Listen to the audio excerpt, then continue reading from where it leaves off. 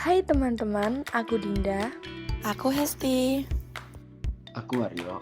Dan aku Burhan. Yuk kita bahas bareng-bareng seberapa penting sih budaya perusahaan yang positif itu dan gimana cara kita mengenalinya. Kalian pernah kepikiran nggak sih budaya perusahaan itu ngaruh banget ke semangat kerja? Wah, ngaruh banget.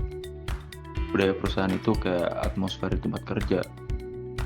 Kalau positif, kerja tuh jadi enak, nggak berasa berat. Iya, bener banget. Budaya positif tuh kayak fondasi loh. Bisa bikin orang betah, produktif, bahkan lebih kreatif. Dan itu bukan cuma soal happy-happy ya, tapi soal nilai, cara komunikasi, gaya kepemimpinan, dan hubungan antar pegawai juga. Terus gimana kita tahu nih budaya di kantor kita ini positif atau negatif? Kalau positif, biasanya suasana kerja itu terasa terbuka, ada kepercayaan, orang nggak takut salah, dan atasan bisa diajak diskusi.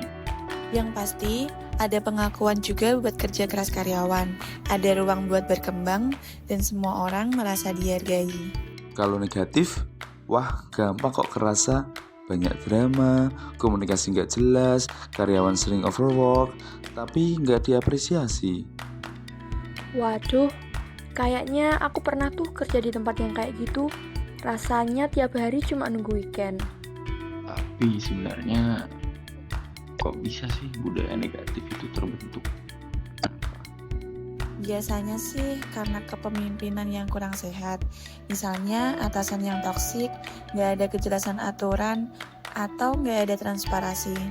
Aku pernah baca cerita perusahaan yang awalnya startup kecil, karena terlalu fokus ngejar target, mereka lupa bangun komunikasi. Akhirnya suasana jadi tegang terus.